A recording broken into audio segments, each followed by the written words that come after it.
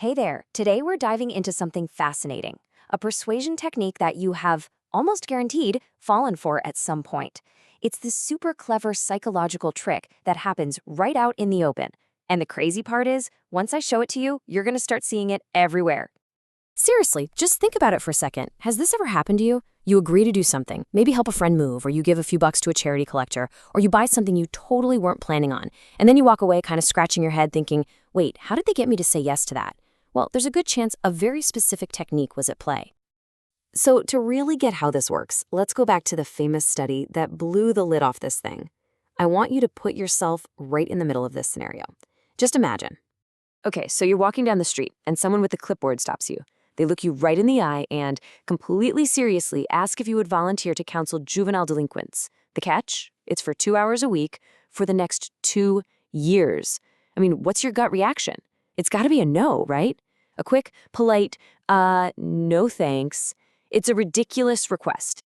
But here's where it gets interesting. They don't just walk away. They pause and say, okay, yeah, I get it. That's a big commitment. But how about this? Would you be willing to chaperone a group of those same kids on a trip to the zoo just for a single day? Now, think about what just happened in your brain. All of a sudden, a one-day trip to the zoo sounds, well, not so bad, right? Especially when you compare it to a 2-year commitment. It seems tiny. So that was the hypothetical. But what happened when researchers actually did this? The results are pretty staggering, and they show just how powerful this little setup can be. This whole thing, it has a name. It's called the door-in-the-face technique. And it's exactly what it sounds like. You make a request that's so big, so outrageous, you know they're going to say no. It's like they slam the door in your face. But then you follow up with what you really wanted, a much smaller request. And suddenly that smaller request seems a whole lot more reasonable. Okay, so let's look at the numbers. First, they had a control group. These people were only asked about the zoo trip. No big request first. And how many of them said yes? Just 16.7%. But what about the other group? The one that first got hit with that crazy 2-year volunteer request? A whopping 50% of them said yes to the exact same zoo trip. 50. I mean, just look at that gap. The number of people saying yes tripled. That is a huge jump. And it's all because that first no totally rewired how they saw the second request. It's the same exact question, but the setup, what came before it, changed everything. And listen, this isn't some random party trick. It's a well-documented psychological phenomenon. The original research, the paper that started it all, was published way back in 1975 by the absolute legend in this field, Robert Cialdini. And his team, they actually gave it a more scientific name. They called it the Reciprocal Concessions procedure, which is a bit of a mouthful, but it's a huge clue as to why this is so effective. So, the big question is, why? What is happening inside our heads that makes us fall for this? Well, it's not magic.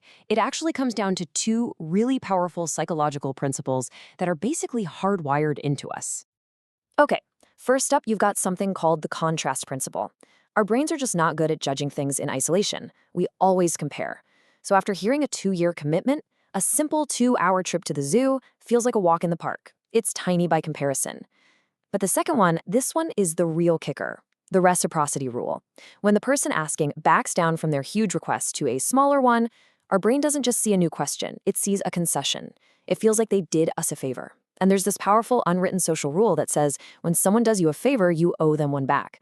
So we feel this weird pressure to return the favor by changing our no to a yes.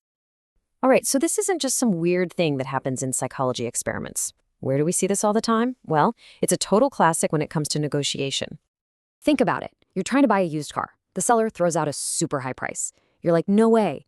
Then they sigh, rub their chin, and say, all right, for you, and they lower the price. But here's the thing, that new price is probably what they wanted the whole time.